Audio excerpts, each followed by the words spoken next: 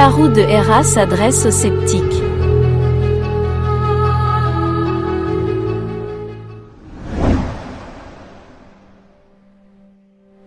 Bonjour à tous, je vous envoie mes plus belles salutations. Aujourd'hui, je m'adresse à vous de manière plus personnelle, afin que vous puissiez savoir qui est la personne qui vous envoie tous les messages que vous avez pu voir jusqu'à présent dans les vidéos de Robert et Gosia, sur leur chaîne YouTube, Desperando Enigmas, Agencia Cosmica et Cosmic Agency. Je suis immensément reconnaissante envers Gosia et Robert, d'avoir eu la disposition et l'ouverture d'esprit d'écouter nos messages jusqu'à présent. D'avoir eu le niveau de développement spirituel et intellectuel nécessaire pour pouvoir entrer en contact avec nous, mes amis taïgésiens et moi, et d'avoir été capable de voir que nous sommes un contact authentique. J'ai développé une amitié très forte avec eux. Je vous suis également immensément reconnaissante à tous de nous avoir écoutés jusqu'ici, et de vous être intéressés à ces thèmes que peu de gens sur Terre peuvent comprendre. Sans vous, rien de tout cela n'aurait pu être réalisé. Bonjour, je m'appelle Svarou et je viens de Hera. Mon nom n'est que la meilleure interprétation phonétique de la façon dont il se prononce dans ma langue. Je suis une jeune femme de 17 ans, je mesure 1,50 m et pèse 44 kg. Ici, nous mettons plus de temps à nous développer et à grandir, c'est pourquoi je n'ai pas encore atteint ma pleine maturité physique. J'ai de longs cheveux châtains qui descendent jusqu'à la taille, une peau blanche avec quelques taches de rousseur et des yeux bleus clairs. Je ne suis pas née sur Terre, je ne suis pas humaine. Je suis née sur la planète Hera, dans le système solaire de Taïgeta, dans les Pléiades. Je suis arrivée ici en orbite terrestre en octobre 2015. Aujourd'hui, à 17 ans, je sais que je parais trop jeune par rapport à tout ce que je suis et tout ce que je sais, mais dans ma race, nous n'avons pas le voile de l'oubli.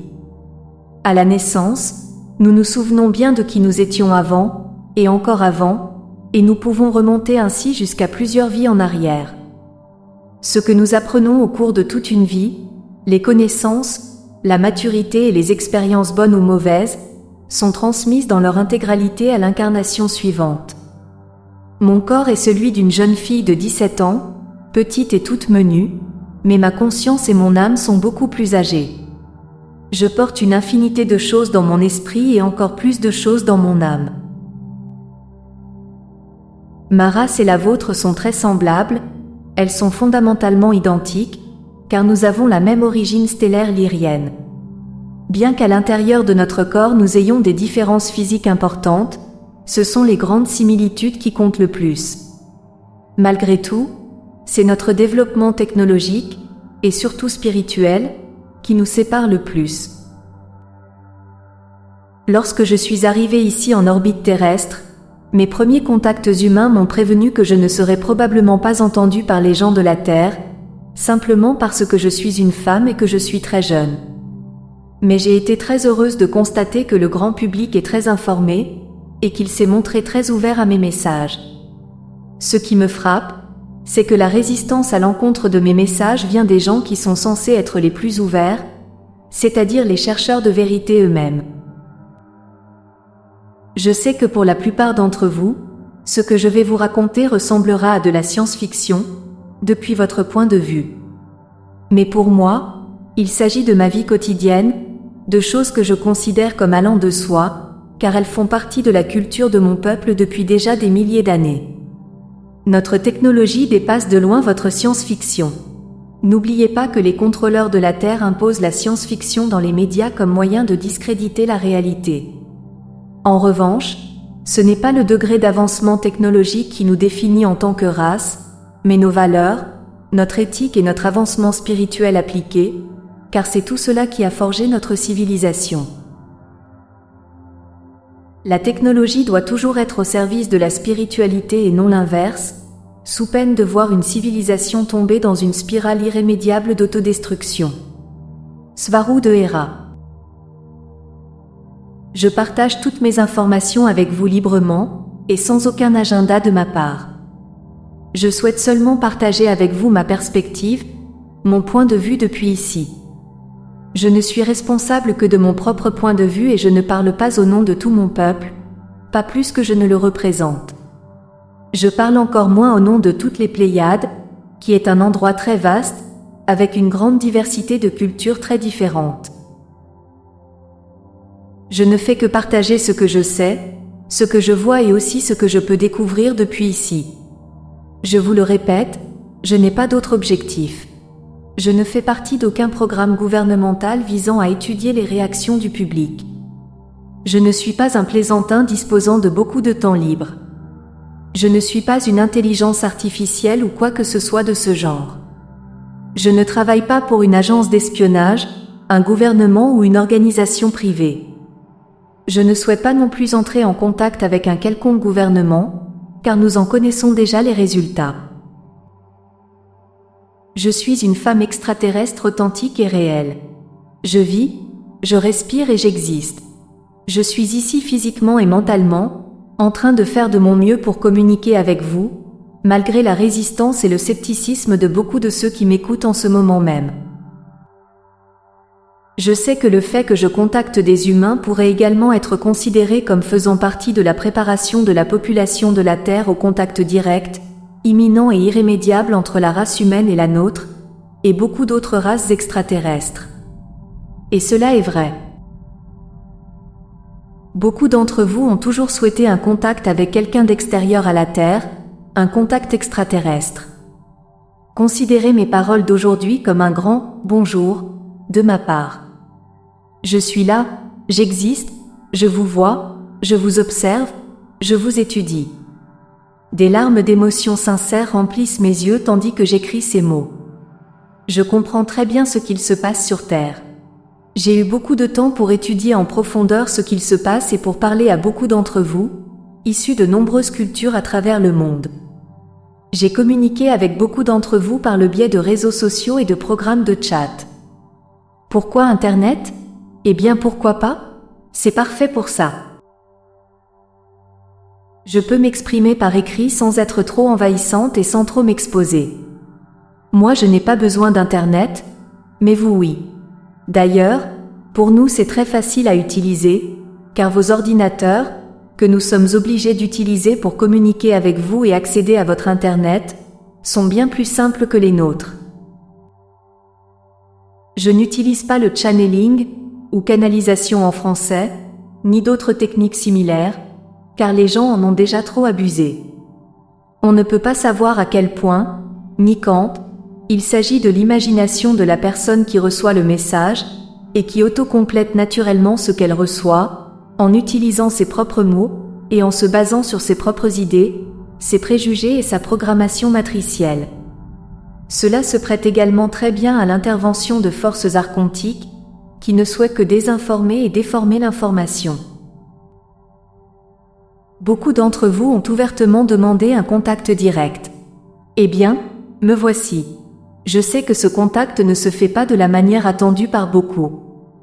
Les choses ne se passent jamais de la manière attendue ou logique selon les paramètres des supposés experts en extraterrestres. À cela, je leur dis sans autre volonté que d'essayer de leur ouvrir les yeux. Vous ne savez rien à propos de ce qu'il se passe et vous restez coincés, à faire du surplace, à tourner en rond, à toujours attendre une validation scientifique et officielle provenant d'une autorité socialement acceptée, ou au moins que les événements rentrent de force dans vos petites cases mentales étroites, en vous réfugiant derrière votre prétendue expertise en la matière. Vous avez eu l'occasion de parler à des personnes provenant d'en dehors de la Terre à de multiples reprises et tout ce que vous avez fait, c'est nous tourner le dos, à nous les Taïgésiens, et à tant d'autres races amicales. Vous tombez dans l'extrême, comme lorsque vous pensez que les extraterrestres sont des êtres de pur amour, au physique androgyne, qui vivent dans des mondes parfaits remplis de fleurs, où rien de mauvais et de négatif ne peut arriver. Ou bien vous tombez dans l'autre extrême qui consiste à croire que tous les extraterrestres sont sombres, malveillants, trompeurs, menteurs, contrôlants et qu'ils ne cherchent qu'à vous exploiter pour leur propre profit. Alors que la plupart d'entre nous, les extraterrestres présents sur Terre et en orbite, sommes essentiellement des personnes comme vous, qui se posent les mêmes questions existentielles. C'est triste ce que je vais vous dire, mais vos gouvernements négatifs n'ont pas besoin de nouveaux plans qui englobent tout, de A à Z, pour vous contrôler. Ils le font depuis des milliers d'années et ces plans, que vous considérez comme nouveaux, ne sont qu'une continuation de la même chose. Ils ne sont même pas intéressés par l'innovation de nouvelles méthodes de contrôle, car tout a déjà été écrit par eux. Vous voulez des preuves irréfutables? Pourtant, qu'elles existent ou non, vous les discréditez vous-même à chaque fois. Et une preuve irréfutable dépend également de chaque point de vue, comme l'illustre la citation suivante, issue du rasoir d'Occam, un principe de raisonnement philosophique qui est toujours utilisé par les rationalistes en guise d'argumentation, et qui dit « Toute chose étant égale, l'explication la plus simple tend à être la bonne. » Mais qui vous a dit que toutes les choses sont égales, et sous quels paramètres? Et qui a le droit de dire quelle est l'explication la plus simple, et sous quels critères? L'explication la plus simple ici est que je suis une extraterrestre. Je m'ouvre à vous de la seule façon qui me soit possible. Je veux que vous sachiez qui je suis et d'où je viens, ce que j'ai vécu et ce que je fais ici. Je vous offre mon histoire et qui je suis. Et je ne suis pas une entité. Ce mot a une forte connotation négative et c'est un manque de respect envers moi. Alors s'il vous plaît, ne m'appelez pas comme ça, surtout quand la seule chose que je fais est d'essayer d'être votre ami. Je suis Svaru de Hera, s'il vous plaît. Votre réalité extérieure est le reflet de ce que vous pensez à l'intérieur, et de ce qui retient votre attention. Si vous ne vous intéressez qu'au complot du gouvernement et aux informations fake, cela deviendra votre réalité. Si seuls les archontes, les reptiles et autres contrôleurs négatifs attirent votre attention, votre réalité sera celle-ci. Moi je suis Svaru et je suis quelque chose de très différent qui n'a rien à voir avec tout ça. Je suis venu seulement pour partager des connaissances, et je souhaite être votre ami. Vous êtes infiniment plus que ce que l'on a voulu vous faire croire. Demander une preuve, quelle qu'elle soit, est un exemple flagrant de réductionnisme et de pensée enchaînée à la seule logique du cerveau gauche. Toutes les preuves que vous pouvez demander ne s'inscrivent que dans le cadre de l'objectivisme, car elles sont constituées d'éléments isolés. Rien de ce que je peux vous donner comme preuve isolée, que ce soit en privé ou publiquement, ne pourra être suffisant. La véritable preuve, ce sont mes mots, qui forment mes messages, lesquels forment à leur tour mes actions. Ce ne sont pas du baratin vide sans preuve. Les mots sont de l'énergie, et ils sont chargés de signification, et de messages entre les lignes, très complexes. Ce sont des actions, ce sont des informations et l'univers tout entier est information. Il s'agit donc de ta capacité à interpréter ces informations. Des informations qui, à leur tour, développeront les faits qui formeront ta réalité. Chacun de mes messages est un élément de preuve réelle. Je sais que dans mes messages, beaucoup des choses que j'affirme sont complexes et que d'autres ne résonnent tout simplement pas avec vous, et entrent gravement en conflit avec ce que vous percevez comme vos faits, vos réalités et vos valeurs. Mais à quoi vous attendiez-vous? Je suis un être extraterrestre de 5e densité, donc mes messages ne peuvent tout simplement pas être en accord avec ce qui est accepté dans le monde dans lequel vous vivez. D'autant plus que mes messages tombent à la fois à l'intérieur et à l'extérieur du cadre du monde des mystères de la Terre. Et ils ne rentrent pas dans les petites cases mentales de beaucoup d'humains. Si ce que je dis était conforme à ce qui est accepté sur Terre, alors là oui je serais fausse. La preuve que je suis vraie se trouve dans chacun de mes messages. Elle est encodée à l'intérieur de mes messages, entre les lignes, de manière totalement intentionnelle et avec un but. Additionnez tout cela en utilisant à l'unisson votre cœur et votre cerveau dans son ensemble, pas un demi-cerveau. Pensez de manière holographique ou holistique, comme des êtres de 5e densité, et vous verrez la vérité, aussi bien dans mes messages que dans tout le reste. Il n'y a que comme ça que vous saurez ce que je suis. La véritable preuve, la réponse, doit venir de toi, pas de moi. Moi je ne l'ai pas, personne ne l'a, donc je ne peux pas te la donner. Parce que ta réalité est un produit de toi-même et que je ne peux pas et ne dois pas y entrer de force. Toutes les réponses sont déjà en toi, parce que tout ce qui existe est en toi. Pense de manière holographique, holistique, comme le grand être de 5e densité et au-delà, que tu es et que tu as toujours été. Si vous ne pouvez pas comprendre cela, c'est que vous n'êtes pas prêt à comprendre mes messages, et encore moins prêt pour un contact extraterrestre. Ne perdez pas votre temps à essayer de trouver ce que j'ai codifié, ni à quel endroit ça se trouve dans chaque message. Ce n'est pas fait pour être trouvé comme ça ne fonctionne pas comme ça. Pensez de manière holographique, holistique, et cela vous parviendra tout seul. Beaucoup de gens comprennent déjà ce dont je parle. C'est exactement ça, oui. N'oubliez pas que je ne pense pas comme un humain, parce que je ne suis pas humaine. Écoutez et analysez attentivement le matériel que je transmets. Dans son intégralité, pas seulement des parties. Et vous apprendrez peut-être quelque chose de nouveau dans le processus. Il y a des raisons pour lesquelles je ne peux pas m'ouvrir plus que je ne le fais déjà, et des raisons pour lesquelles je ne peux pas donner de preuves au-delà de certaines choses. Ces raisons ont déjà été largement exposées par Asket, Aneka et moi, dans une vidéo publiée par notre contacté Robert, sur sa chaîne d'Esperando Enigmas. Note d'Héloïse Alciona. Cette vidéo de Robert, datant de mai 2018 et intitulée « Pourquoi il ne peut pas y avoir de preuves ?» sera ajoutée à la fin de cette vidéo. S'il vous plaît, étudiez ces données et soyez congruents avec vos propres opinions, parce que vous vous contredisez vous-même. En effet, vous savez très bien qu'il ne peut pas y avoir de preuves. Alors pourquoi venir ensuite les réclamer ?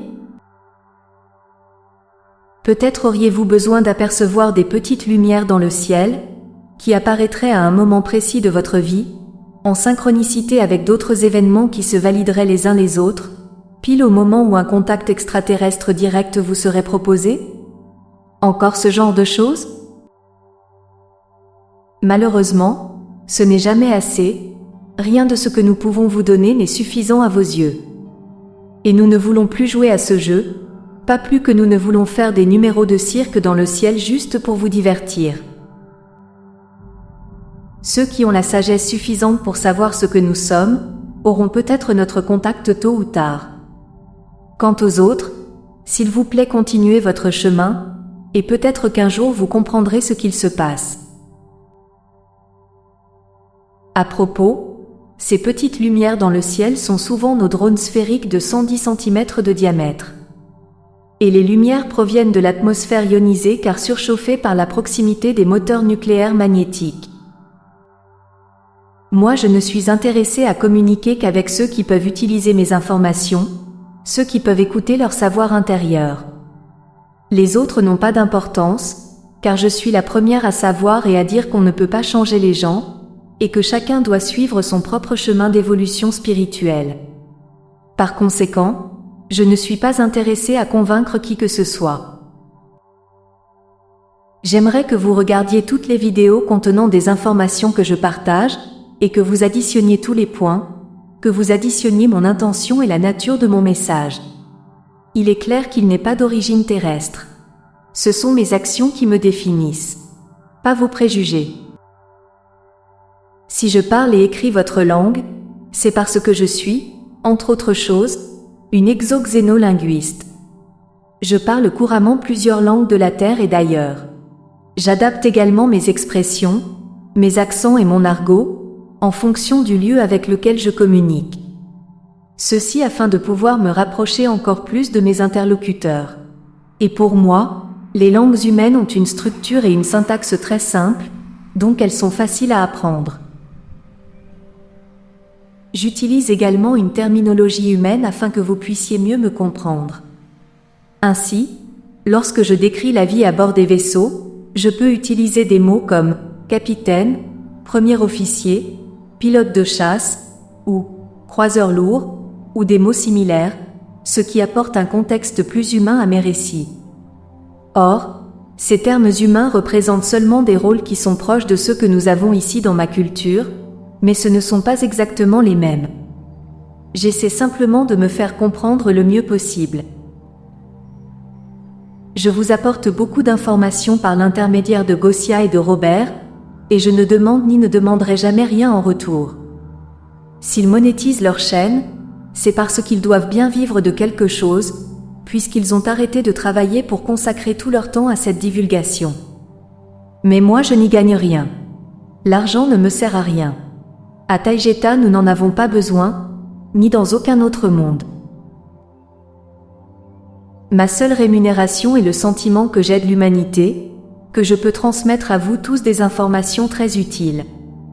J'ai un grand besoin intérieur de partager avec vous tout ce que je sais et tout ce que je vois depuis ici. Je sens au plus profond de moi que c'est ce que je dois faire, et c'est pour ça que je fais tant d'efforts.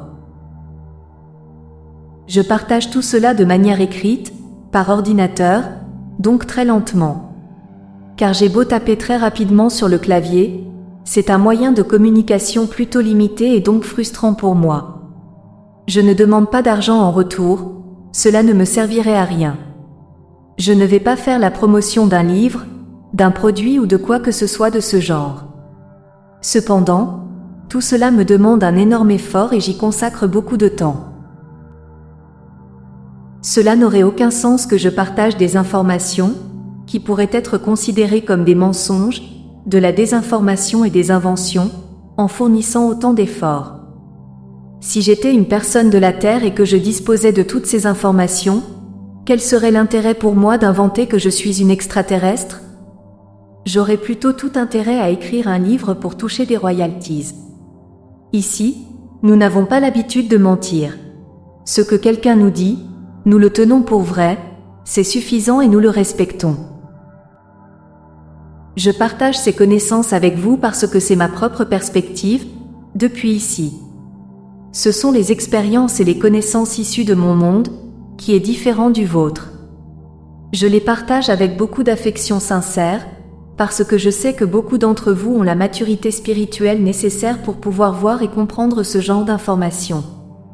Vous avez l'esprit suffisamment ouvert pour voir qu'elles vous seront très utiles tôt ou tard, tant du point de vue individuel que du point de vue groupal et planétaire. J'insiste également sur le fait que ces informations sont celles que j'ai à m'apporter. Mais que nous aussi, les Taijésiens, nous sommes ici pour trouver des réponses à nos interrogations. Nous apprenons aussi de vous. Je partage avec vous le pourquoi des choses, et je vous transmets autant d'informations, de données et de détails que possible, sans enfreindre aucune des restrictions de la Fédération galactique. Car il y en a, et elles sont là pour des raisons très fortes que nous ne devons pas ignorer. Et moi je m'efforce de vous expliquer, pas à pas, pourquoi ces restrictions existent. Je vous l'explique à la fois directement et entre les lignes. Je sais, parce que cela m'a été expliqué ici par mes amies taïgésiennes et par d'autres races avec lesquelles nous sommes en contact permanent, que je suis l'extraterrestre la plus bruyante et la plus ouverte au contact avec la Terre en ce moment. Mais cela implique beaucoup d'efforts de ma part et de la part de mes amis dans ma propre civilisation. Vivre dans une grande boîte de conserve en acier flottant dans l'espace à 422 années-lumière de chez soi est pour le moins stressant. Et peu importe la haute technologie dont nous disposons. Ici c'est l'espace profond pour nous. Rester ici pendant plusieurs années en orbite terrestre est une grande prouesse technologique, mais c'est très exigeant sur le plan mental et spirituel. Je ne pourrai pas rester ici pour toujours, ni pendant très longtemps, et mes compagnons taïgésiens non plus. Nous savons que ce n'est pas viable. C'est pourquoi je m'empresse de transmettre mes messages, car je suis consciente du fait que je ne pourrai plus le faire par la suite. Nous pouvons maintenir cette communication seulement dans une étroite fenêtre de temps. Je chéris chaque moment où je peux être avec Gosia et avec Robert, et par conséquent, avec vous tous. Je sais que beaucoup d'entre vous réclament à corps et à cri des contacts directs avec nous. De nombreuses personnes avec lesquelles j'ai eu et nous avons eu des contacts, les ont perdus ou se sont elles-mêmes perdues. Je vous demande de faire preuve de patience et de compréhension face à ce problème, car nous sommes peu nombreux à parler l'une ou l'autre de vos langues, et nous sommes déjà très saturés, surtout moi. J'essaie de faire parvenir mes messages au plus grand nombre, alors que j'aimerais pouvoir me consacrer uniquement à un petit groupe d'entre vous, mais ce n'est pas possible pour l'instant. Mes compagnons et moi-même lisons vos questions et commentaires sous les vidéos. Et à travers nos échanges avec Gosia et Robert, nous essayons ensuite de répondre à la plupart d'entre eux, à commencer par les plus récurrents. Je suis ici auprès de vous. Je suis très reconnaissante envers l'attention que vous portez et les nombreux commentaires positifs que vous faites sur le contenu exposé. Je continuerai à divulguer un maximum et durant toute la fenêtre de temps qui sera possible. Je vous envoie toute mon affection depuis ici. Je vous aime énormément toutes et tous. Merci d'être avec moi. Svaru de Hera.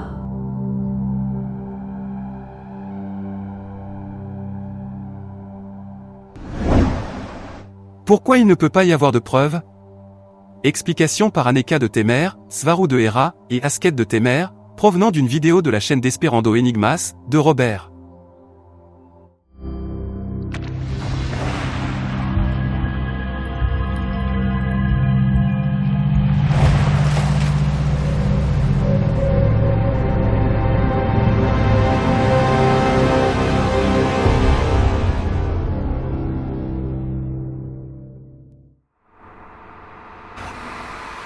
Il y a et il y a eu des preuves de notre existence tout au long de l'histoire de la Terre, mais nous avons été constamment attaqués, et les preuves que nous avons fournies ont toujours été intentionnellement déformées et dénaturées, ce qui fait qu'il n'y a et qu'il n'y aura jamais assez de preuves pour satisfaire les humains. J'observe cela au moins depuis l'époque de Billy Meyer, avec qui j'ai été en contact, et c'est une constante. Pourquoi ne peut-il y avoir de preuves comme les gens l'attendent? Pour de nombreuses raisons, comme par exemple les règles spécifiques de la Fédération galactique que doivent suivre toutes les races extraterrestres qui sont en contact direct avec l'humanité, et des raisons très complexes qui incluent aussi des aspects métaphysiques importants. Par ailleurs, nous savons que les informations que nous donnons pourraient ne faire que s'ajouter à la vaste étendue de désinformation qui existe déjà dans les médias. Et dans ce cas, nous ne pouvons tout simplement rien y faire. Cela ne dépend plus de nous. Il ne tient qu'à nous de transmettre nos connaissances à ceux qui s'y intéressent et qui sont disposés à les recevoir. Nous sommes disposés à vous les transmettre, mais c'est à vous qu'il appartient de les accepter et de les assimiler sans préjugés, en gardant l'esprit ouvert. De nombreuses personnes sur Terre comprennent déjà bien ce problème. Le fait que nous ne puissions pas nous montrer ouvertement est non seulement dû aux règles et lois qui encadrent le contact entre les extraterrestres et les humains de la Terre, comme la directive première, qui ont été convenues entre les espèces positives qui coopèrent les unes avec les autres, et dont de nombreux sceptiques disent qu'elles nous servent d'excuses très commodes, mais c'est aussi pour des raisons liées à la manière dont l'information est véhiculée par l'élite de la Kabbale, qui contrôle tous les médias et qui impose un contrôle mental très fort sur la population. Elle impose et manipule des concepts, des façons de penser et des valeurs par rapport à ce qui est possible et à ce qui ne l'est pas. La grande majorité de la population mondiale est encore sous ce contrôle mental, imposé par la Kabbale qui contrôle la Terre. Si nous nous exposions au public en dévoilant au grand jour des preuves irréfutables de notre existence, cela ne ferait qu'inciter la Kabbale à faire croire à la population mondiale que nous sommes une race invasive et hostile, pour les faire s'unir contre nous et nous combattre. Ainsi, cette union de la population dans un but commun lui donnerait l'occasion parfaite de mettre en place son nouvel ordre mondial.